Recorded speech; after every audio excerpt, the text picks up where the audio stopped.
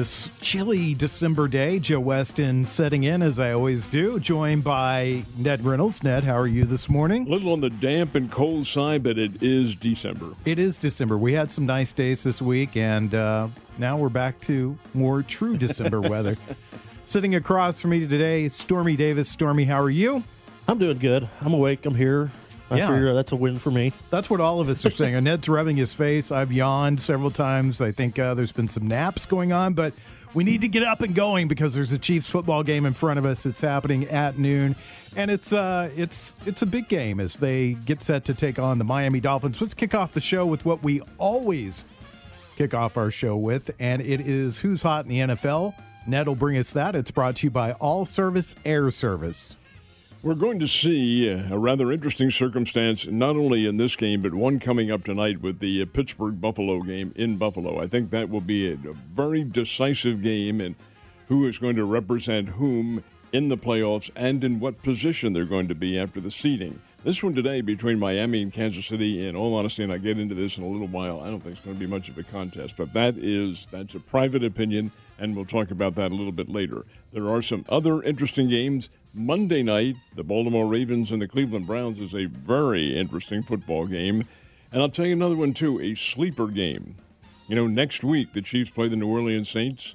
New Orleans is playing Philadelphia this week in Philadelphia. Oh, come on. Eagles have been way down. There's no question about it, but they are not an incapable football team. Watch out here. New Orleans may go into Philly and not be ready for it. That's just a guess, but there are some very interesting contests going on because the National Football League is so much different this year in terms of its playoff structure and in terms of its overall structure because of COVID that we may see an awful lot of different circumstances going on.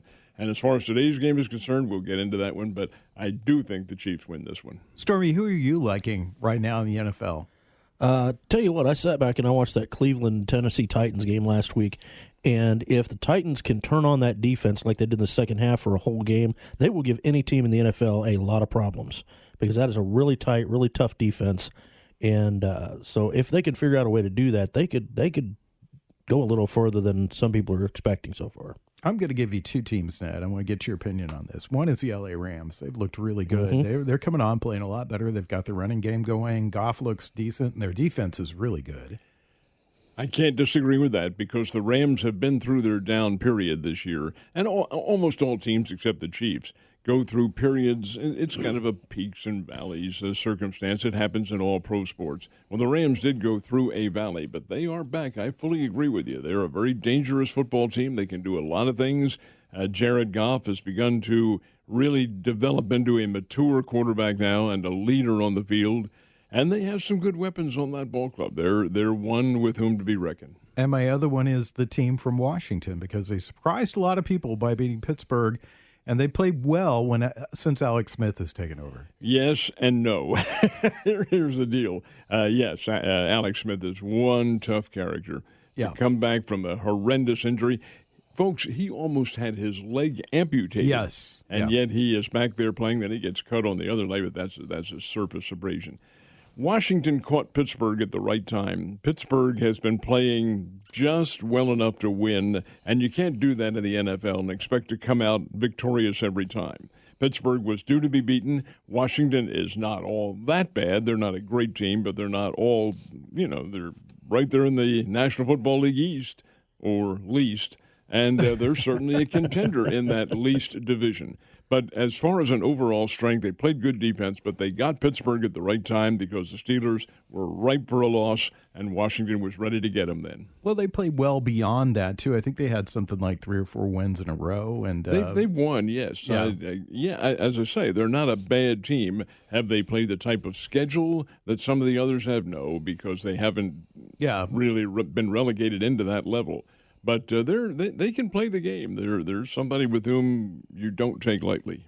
Let's talk about last week's game. You called it right out of the box last week. You said that it would be a trap game. And for, probably the first half, it was a fairly close contest. The Broncos were doing everything that they needed to do to win the game. And I don't think the Chiefs played very well. What were your thoughts on the game? Keep in mind now the Chiefs gave up a couple of touchdowns. There's one that was called back because of a penalty that didn't count. There was another one in which they, I think, gave up the ball down around the 5-yard line, did something like that, but they had 2 touchdowns that were negated. The Tyreek Hill one. Tyreek caught Hill. the ball and they didn't throw a flag on that one. That's it. That's the one.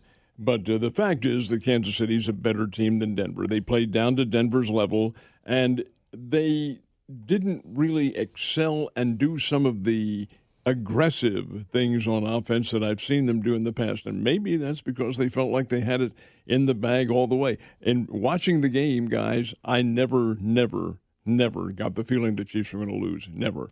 And that's because, from a personnel standpoint, they are so superior to some of these ball clubs, inclusive of the one they play today. Stormy, your thoughts on last week's game? Well, I was one of those ones screaming for a while over that Tyreek Hill catch in the end zone. I mean, yeah, popped out, came right back down onto him. I mean, come on, guys. But as soon as I saw that, I thought, and I was watching the game, I thought, okay, we're going to go back and we're going to say, oh, dang it, if we'd just had that one touchdown and they caught us off guard. But I'm glad they came out of it unscathed and we got a win out. Sorry. But still, good game, good win for the team. But like Ned said, I don't think everybody played quite up par of the way they should have, and I think they might have taken a little too much for granted when they went into it. Ned, you brought up an interesting point that I wanted to talk about for just a second. You said the Chiefs played down to their opponent, and Mike the intern and I talked about this a couple of weeks ago. That's something they hadn't been doing, but it seems that they've gone back to doing. Does that trouble you? No, because they know fully well the philosophy of this team, philosophy of Andy Reid is, keep in mind, he's the mad scientist with all these gadget and gimmick plays that he comes up with. But over and above all of that, he's a smart guy. Reid's been around a long time. He was Philadelphia for 14 years, and now he's been with Kansas City for, 8 already? This guy's been around. He knows fully well that you don't stomp on teams. Now, you do establish superiority, yes, but in terms of embarrassing them, no, it's a good idea not to do that because that can come back to haunt you somewhere along the line. So I think what he's doing is playing to the vest, very close to the vest, and keeping things not necessarily artificially short, but not showing all your weapons. Because after all, you've got the playoffs. Now, you still have several games still to go in the NFL. 3 in the Chiefs' case after this one. But you don't want to give away any kind of strategy that you might have somewhere in the back chambers of your mind. And I think that's what he is doing.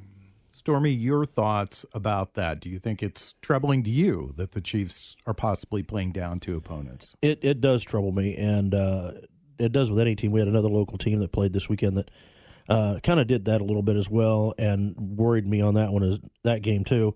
And I always get nervous when teams do that because you're walking into a situation where you could get caught by that grand old saying of any given Sunday, no matter how good your personnel it is and whatever. To me, you're playing into that scenario when you do that. Well, except that in the one case, I just offer just using this as for debate. In the one case, you're talking about college athletes. In this, we're talking about professional athletes. Professional athletes, yes, could be danger. College athletes, 0. The team that you're talking about is far, far, far superior to anybody they play. You're listening to Ned Talk on 104.7 The Cave, your local live sports talk show. Pregame starts with Art Haynes and Dan Israel in about 42 minutes. We are 52 minutes, actually. Let's talk about this week's game just a little bit. Let's give a preview. They're playing Miami, and for people that don't, are like Chiefs-centric, Miami's had a very good season this year. They switched quarterbacks to Tua in the season. I'm not even going to try to say the last name. Could you don't do it for me? Tuavaloa. All right, very good. Now, right. Of course, he was remarkable at Alabama, and he has morphed into a good but not great pro quarterback. He is a different style altogether from Mahomes. Miami is a completely 180-degree opposite from what the Kansas City Chiefs are. But here is what I'm thinking is going to happen in this game today. Miami is not the Chiefs. They've played well. They've won 7 of their last 8 games. But, guys, look at their schedule. Come on, they haven't played anybody. Now, having said that, they do have a win over the Rams, but anything can happen. All right, in this one, I look for the Chiefs to like the late great boxer Joe Frazier, come out smoking. I think that's what they're going to do. I think they're going to try to hit Miami early and often with bombs. I look for Mahomes just to open up and explore that secondary of Miami. Miami has a good defensive team, but keep in mind, they have not seen the Chiefs. Their coaches have. Brian Flores, who's defensive coach of the Patriots. He's certainly seen what Kansas City can do, and Chan Gailey and these others have been around and been able to diagnose what the Chiefs have. But from a player standpoint, there's a big difference between seeing it on film and seeing it in person. And when Hill and Hardman and Sammy Watkins and some of these other receivers get out there and Big Kelsey gets running over the middle like that, that's a different story altogether. They have not seen that, and I think it's going to take a level of adjustment. I look for Kansas City to hit Miami very early, get out to a big lead, and then go relatively conservative. That matchup between Howard and Tyreek Hill today should be a really good one because he's a speedy corner. Howard can play. Howard's one of the leaders, if not the leader, in the National Football League in interceptions. Good player. Again, against a lesser caliber than what he is going to see today. Stormy, your thoughts on Miami? Well, given where Tua came from before Miami and just knowing Islanders the way I do, I'm looking forward to seeing what this kind of test does for him. And I think it's really going to tell us just how good his potential is for the NFL to face a team like the Chiefs. So I think it's going to be a pretty good game to watch. Again, I don't think it's going to be much of a problem for the Chiefs to come out with the win, but we're still seeing a different Miami team than we saw last year. I mean, last year we were talking about Miami the same way we kind of talk about the Jets this year, but Tua coming in has really done a lot for the team, and I'm looking forward to seeing what happens on his end, seeing how he reacts to this kind of pressure. Miami's a running team, and one of their top rusher is out today with the COVID. Yeah, it's a kid from the University of Washington, and yeah, he is sidelined. But they do have the kid from the San Francisco 49ers. Breida. He is on there now, and I love this. They're probably their leading rusher right now was with the Chiefs about, 5 or 6 weeks ago, DeAndre Washington, a friend of Mahomes at Texas Tech, and the Chiefs decided, hey, we just are overloaded. We need to cut back a little bit, and they cut him, and bingo, Dolphins picked him right up, and now he is in that starting backfield. And I'll tell you who else is on this team, too. One of the Chiefs' leading defensive players from the last couple of years, Emmanuel Ogbah, out of Oklahoma State. He is with the Dolphins now. I got a kick out of his comment yesterday. Somebody asked him, what do you think about playing your old teams? It's just another game. And that's the way it's viewed in the National Football League. Just another game. But I'm anxious to see what Washington sliced by the Chiefs about a month and a half or 2 months ago, somewhere around there. I don't remember what the exact date was. How he reacts now to playing some of his old teammates, although he was not on the team very long. Do you think Tua is going to become a very good NFL quarterback, or is he flash in the pan? Well, he's not a flash in the pan. He's already proven himself in a lot of respects, but he still also has a lot to prove. He's not a Patrick Mahomes, nowhere near as big as Patrick Mahomes. Doesn't throw the ball quite that way. And you guys pointed out earlier, it's more of a running attack than it is passing. So I think it's really difficult to assess a guy. He does have mobility. He is coming off a very serious hip operation that he had his 3/4 of the way through his year in Alabama last year. But he's back. He's at full strength now. He's taken some hits, and he has stepped in. He didn't get the starting role this year. It was Ryan Fitzpatrick who did get that, and Fitzpatrick is still there waiting to come in. But Tuivasa is a guy who is a quick learner. He's a smart guy. He comes from a great program at Alabama, and he can pick up on the scheme of things. Can he do that in a year or 2 years? Hey, some of these QBs who've been around a long time, Mahomes is a freak. He's been able to get it all done very quickly. That's not the case with most of these QBs. It takes a while to develop. I really put Tuivasa in that kind of situation. It's going to take him a while. Stormy, you watched Tua at Alabama. You're an Alabama fan. So what are your thoughts on his maturation? Well, one of the things, and it goes back to his heritage. I mean, I've learned over my years to never underestimate Islanders. Their work ethic is unbelievable, and their commitment and their loyalty to a team and to what whatever project they're given or team they're given to lead. And so I think he's got insane potential, and he's already seen a lot of tough breaks with the major injury his senior year and coming back and doing as well as he is right after that. So I'm not going to discount him one bit. I think he's going to be somebody we'll be talking about for several years to come.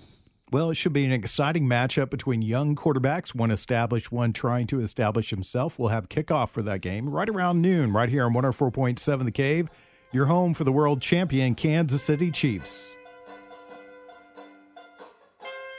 Back to Ned Talk on 104.7 The Cave.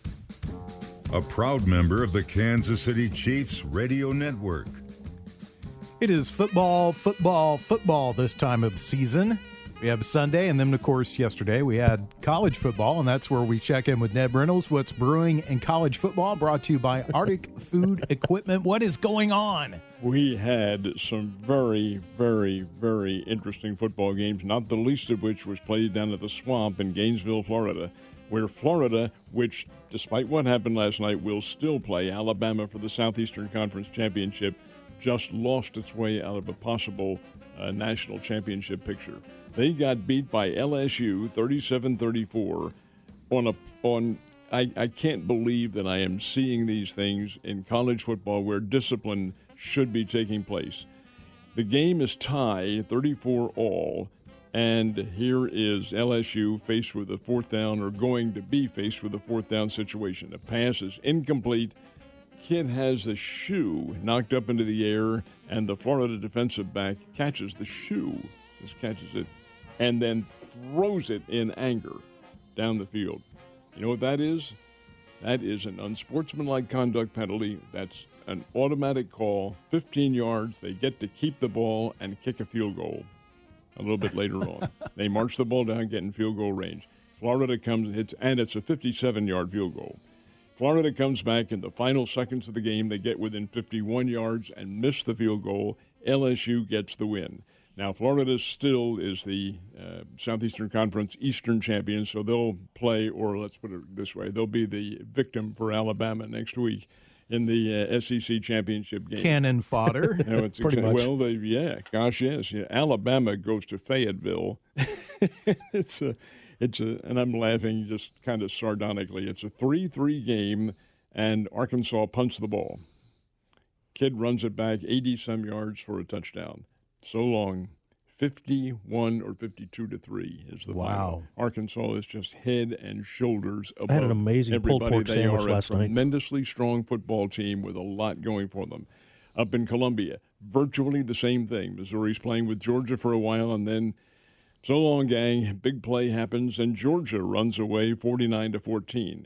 And another game, there are two teams have made interesting decisions here in the past 72 to 120 hours. One is Boston College, and the other is Pittsburgh. They both qualify for postseason play. They're not going to. They have both opted out of any kind of postseason competition. I admire that. I think it's maybe an intelligent decision because they are both coming from a situation in which there has been a definitive COVID outbreak.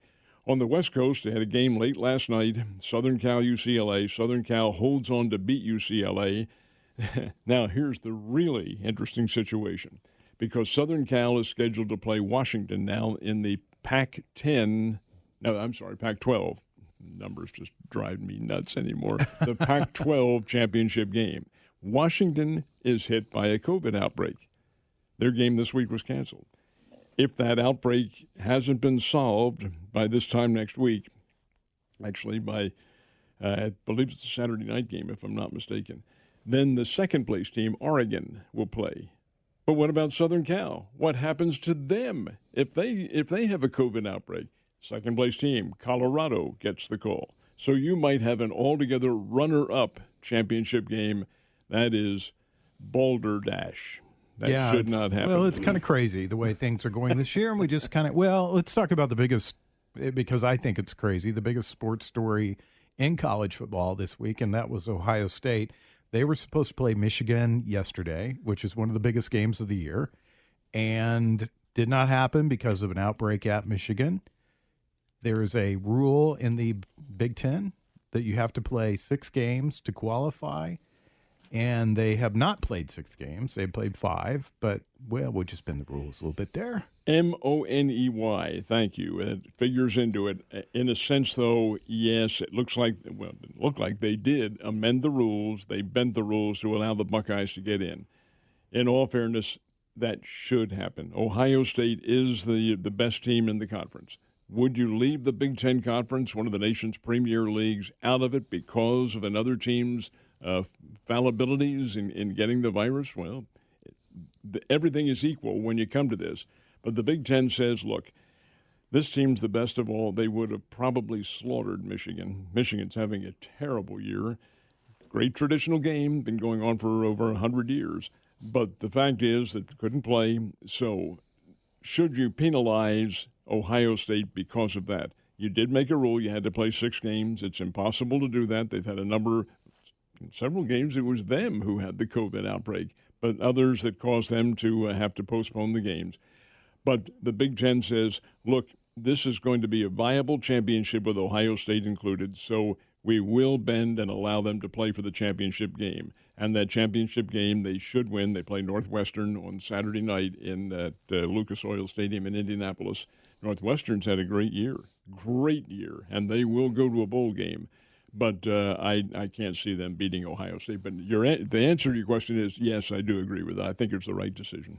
And the other major game yesterday, Army-Navy. It always is, especially when you have an internal. I'm a Navy vet, so I always like to see the blue and gold in there, but the blue and gold doesn't have the offense that they did last year.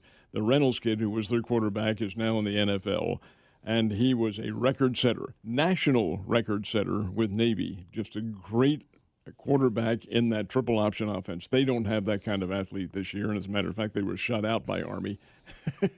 Although there was a play late in the ball game. My old buddy at KY3, Jerry Jacob, is an Army vet, so he and I trade a little text. He's in Florida right now. He and I trade text. Well, Navy scored a touchdown. I don't care what anybody tells you, it was a touchdown. But upon further review, the kid's knee allegedly hit the field before the ball had reached the goal line. It sure didn't look like it to me, but all the announcers and the official replay saying it did, and Navy didn't score. They had 3 other chances to get it in and couldn't do it. Their offense is very weak. So I sent a text to Jerry using language that I can't use on the air. This is blank, blank, blank, blank. And he sends me back a picture of a guy crying. Weep your heart away, but no, Army was the better team, and Army does go to a bowl game. The Army still has 1 game remaining on the regular season, which they'll play next Saturday, Army Air Force. But they will go to a bowl game because of the rule that they have for the military teams. Each one of them will, if you qualify, will get a game. It's always fun to watch the tradition of the Army-Navy game, and it's fun to watch because 90% of these athletes, if not higher, they're going to go right into the military service, and they're not going to play in the NFL. So they're actually, really honestly, out there playing for the love of the game and then also love of the country, too. But they are very good athletes. Yes, don't they are. Sell them, no, don't sell not them selling wrong. any of them short at all. It's just most of them aren't making that their career. They're not trying to get to the NFL or the NBA or whatever.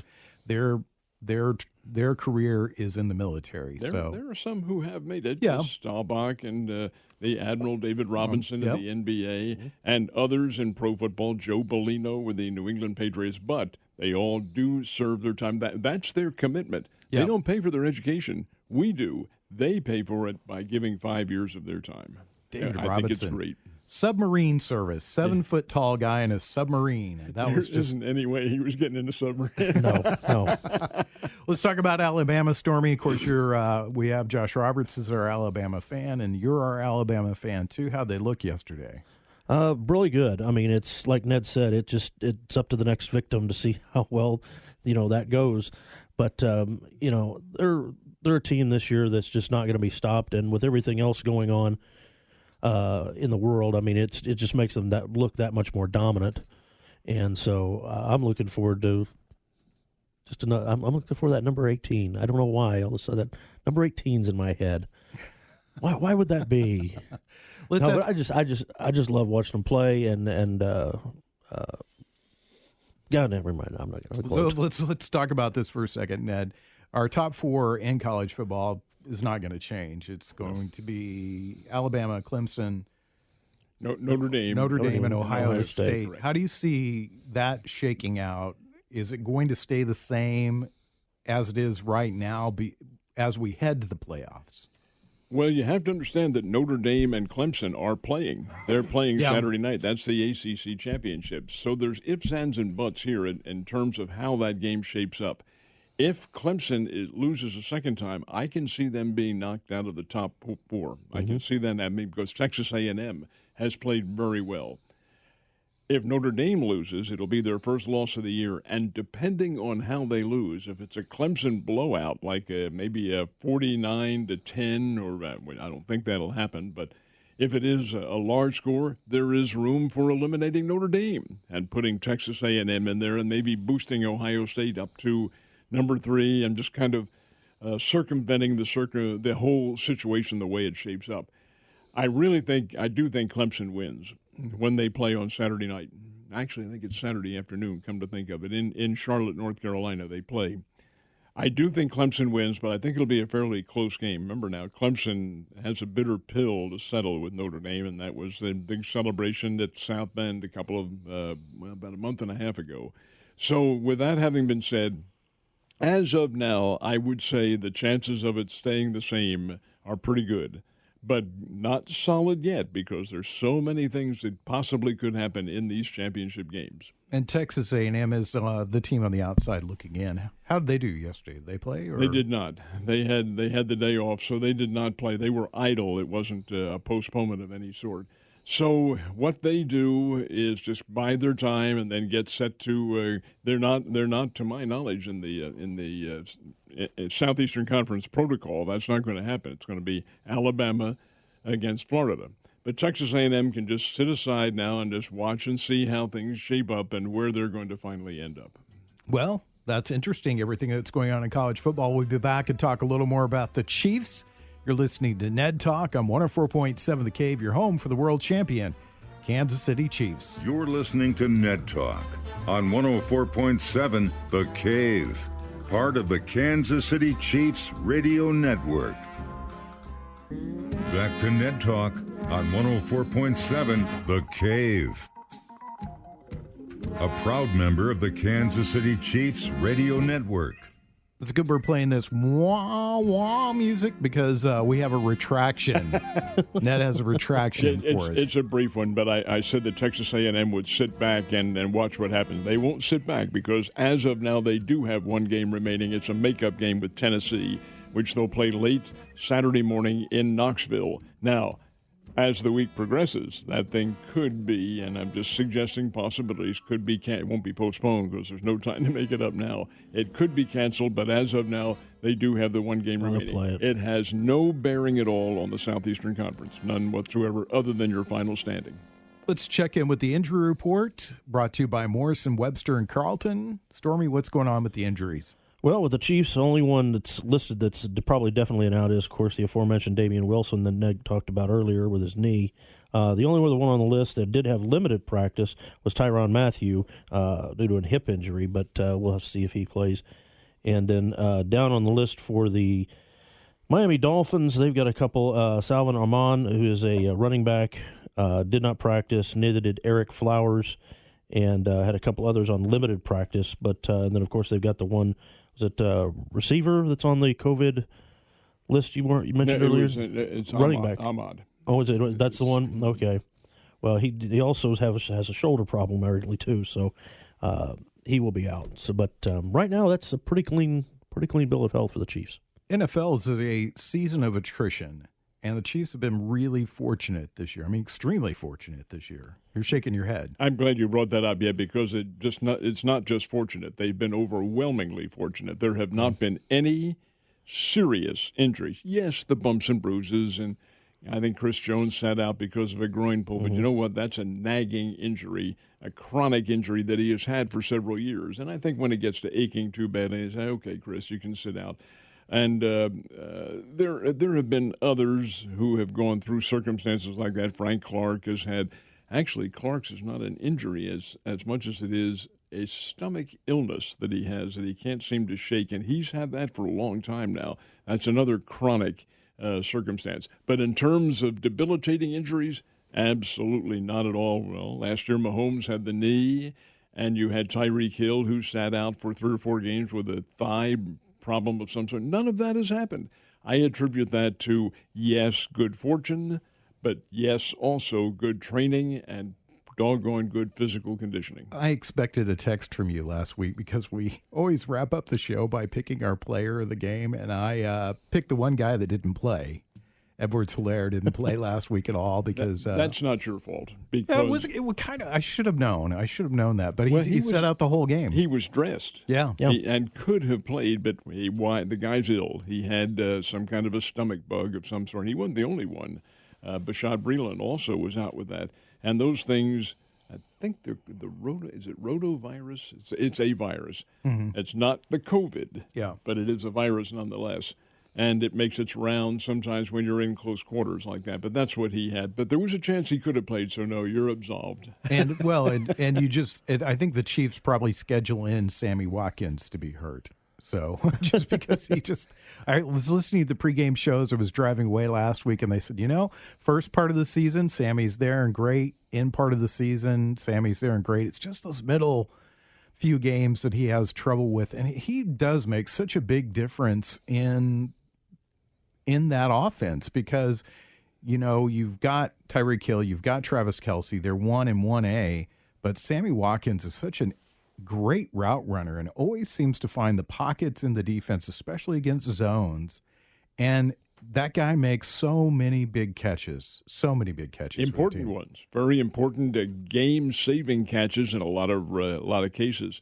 But you're right. He is injured more often than not, and this is not just with the Chiefs. With the other teams with whom he has played, he's had that injury bug. It's not done on purpose. No, obviously. He's just one of those guys, and you see that in the NFL. You see it in other sports too. Nicole Hardeman is back too. That makes a big difference for the team. So very healthy Kansas City Chief team going into today's game. Let's get Stormy's fantasy picks. They're brought to you by Fazoli's. Well, there's that old saying from Monty Python, nobody expects the Spanish Inquisition. Well, this year, nobody expected the Cleveland Browns, I don't think. And so my pick this week is Larry, and I'm going to mess this name up, Okunjobi, who is a defensive tackle for the Cleveland Browns.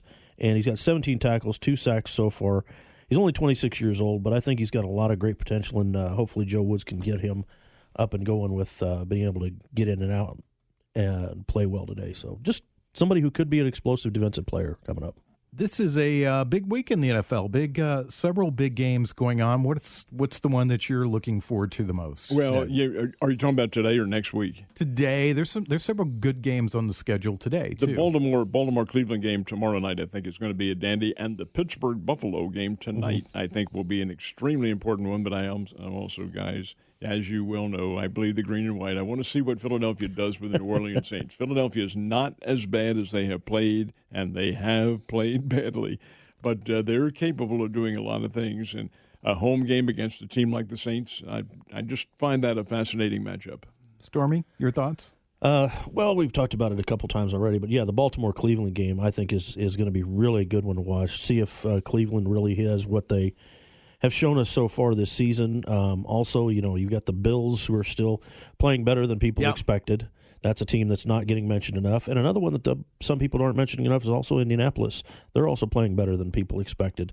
So it's been a good – we're seeing this in the NFL. What I was hoping we would see in Major League Baseball in their short season is we're seeing some people and some teams kind of step up and do things that people were not expecting in kind of an oddball season. So I'm enjoying the NFL this season so far. He says that Indianapolis is having a great year. They play Las Vegas today out there. Great. And I think that 8-4 is a good year. It is a good year. I think Las Vegas is going to kick their behind today, too. Really? They've not played well, though. The Raiders have not played well since that Chiefs game. No, that's true. But, again, we talked earlier about how teams go in and out, ups and peaks and valleys. They've been in a bit of a valley. I'll take some of that action. I won't lie. I'll take it on that one. Bet on it. So you're not going to be riveted to the TV today on Fox and watch Cincinnati and Dallas? Oh my 5 gosh. wins between In a them. word, no. No, not going to be riveted to the TV. We've talked about this the last couple of weeks, that the NFL season is in quarters. The Chiefs have gone through 2 of those quarters undefeated, 1 with 1 loss. And now they're to what I think is possibly the toughest quarter of their season. They play Miami today, which is an up-and-coming team. We'll talk about it last segment. I disagree with Ned a little bit. I think this could be closer than what they think. And I think what you mentioned earlier, there's a chance that maybe the Chiefs look ahead a little bit on the schedule, just like the Saints are looking ahead in their schedule, because there's a possible Super Bowl matchup next week. Then after the Saints, they play the Falcons, they're much improved. Let's give them that. And then the final game of the season, they play the team in the AFC West that, besides the Raiders, have given them the toughest go, and that's the Chargers. Played them tough, that is true, but tough. The Chargers are not a very good football team. They're in disarray at the moment. They just have not played well. Host New England 2 weeks ago and get blasted, 45-0 on their own home field, for heaven's sake.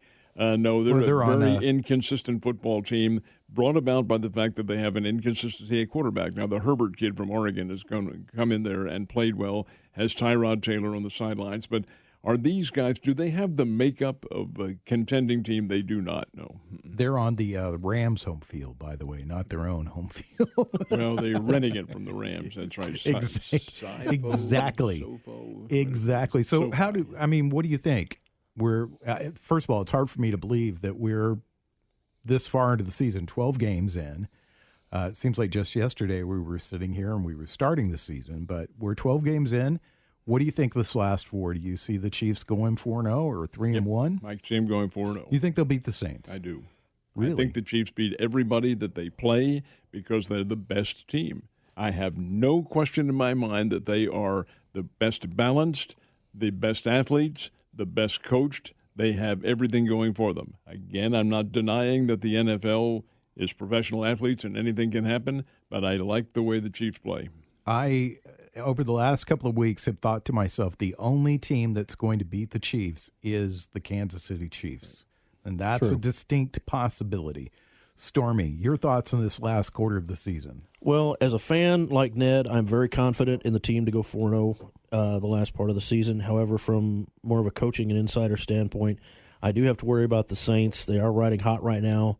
And like you said, this is a potential Super Bowl matchup for what we could face. So we're just going to have to see what happens with the Saints. But that's one game that does concern me greatly from that side of it, because they're playing very well.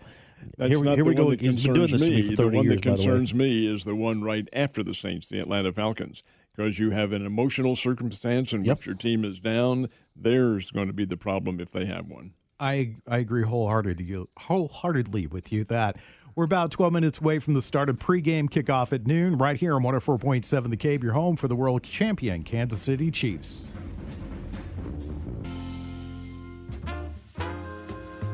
Back to Ned Talk on 104.7 The Cave.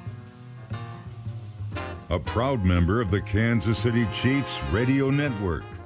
The weather in Miami today, sunny, 79 and partly sunny skies. I saw they had a shot of the game or the stadium prior to the game today, and Patrick Mahomes is already on the bench sitting with the coaches.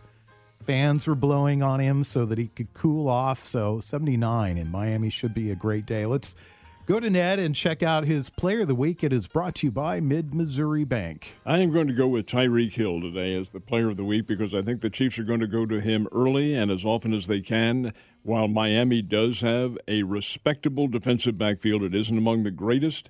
And I think that they're seeing somebody with that kind of speed for the very first time this year, or for the first of very few times this year. They're going to get their eyes opened up by the speed. I look for Mahomes to go to him early and often, and I pick Tyreek as the player of the game. Who's your player of the game, Stormy? I'm going to go with Clyde Edwards-Helaire. Okay. I'm just thinking that this Don't make the same mistake I made. Well, I'm just hoping the score opens up enough to where they'll be able to put him in and get some good ball time with him on the field. I think you're always safe choosing Travis Kelce, so I would choose Travis Kelce because he's almost impossible to cover. I mean, you know that Patrick Mahomes is looking for him. He's looking deep. He's looking Travis Kelce. And it amazes me how many times he's such a great route runner, and then his ability to run after he catches the ball is amazing to me. Amazing. He was my choice last week. Yeah, he was. Game, and I think if I remember correctly, I don't have the stats, but I think he had 11 catches for something like 100 and some yards. Yeah. Hey, the guy's a horse. He's a big, tough kid, and while he takes some hits, he is at the stage of his career where he can ward them off now, and he's not getting the debilitating effects from them. And Kelce is also up for the Walter Payton Award this year. So, I mean, that says a lot about him as a man as well. He delivers some hits, too. I mean, there's so many times he turns around, yes, he does. just lowers the shoulders, and when you take Travis Kelce down, you're going to know it. You feel it. You feel it. So let's get your predictions for today's game. Ned, we'll start with you. We know you're picking the Chiefs. What do you think? I'm picking the Chiefs because I think they're going to come out and hit Miami early in this ball game, establish themselves. I think the Chiefs feel like they have been dissed a little bit because they played some close games, which really probably should not have been close, but in fact they have been. I think they say, hey, look, we're the best team. We're going to come out. Let's hit this bunch early, get them down, make them come back, and Miami is not a real great comeback team. I look for Kansas City to win this one 40 to 24. Stormy, your thoughts? I'm going to go with 32-17. I think that they'll win this. It'll be a handled win. They'll be very much in control, but I'm hoping that we see something good out of Tua, not necessarily against the Chiefs, but just for his future career to see what he can do. So this is a good, and I say good, I know you will correct me, good defensive Miami team. They're allowing 17 points per game. I'm going to go with the closer game because I think that this is a trap game. So I'm going to go 24-17. The Chiefs win. I hope that they don't have to rely on Harrison Butker that much today like they did last week, because he's the guy that was really honestly the player of the game last week. He was the one that made the field goals to keep the Chiefs in the game when they couldn't put the ball in the end zone, and really set the tone for the game for them last week. Didn't he have 15 points? Isn't that what it was? 15 something to the 20? Like that. Yeah, something like that. So he had a really nice day. What do you expect to see overall today from the Chiefs? Do you think that you've said that they're going to come out early, but do you see them working on a particular aspect of their game? Depends on how the game morphs out. Like I said earlier, I think that they come out like Joe Frazier used to, come out smoking and give it their all until they've established themselves. And then perhaps work on a running game somewhere along the line. But do they really need to tighten up anything on their team? They're good. It's a good football team that has not had injuries to overcome. They haven't really had to make any adjustments because they are very much intact. That is a big plus for this team. They're good nonetheless. They have a lot of depth on their ball club. But the fact is that they haven't really been forced to make those changes in systems that Andy Reid is so well known for. So we'll just assume that's a non-predictable circumstance. So we'll just assume everything remains intact, and seeing those guys in shorts and short sleeves down there in Miami makes me. Of course, this is where they were last year for the Super Bowl. This is the same stadium, and you remember what they did there. Well, I don't think the same thing will happen today because they're not going to get behind. But wouldn't it be nice to be down there? Come on, Stormy, what do you think? Quickly. I think that's what they're going to see when they take control of this team is I think they're going to work on controlling the clock and controlling ball movement. That's two areas I think they've been weak on whenever they've got a team that's got them down, is they let the other team take control of that clock and the ball movement. I think they'll work on that today once they get control of Miami.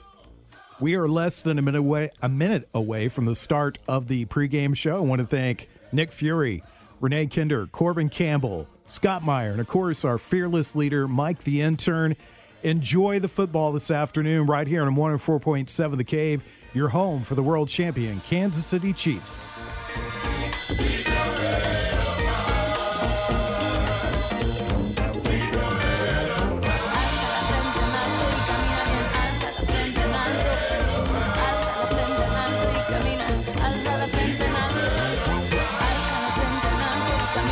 104.7 The Cave, KKLH, Marshfield, Springfield. Your home for the Kansas City Chiefs and Springfield's pure class.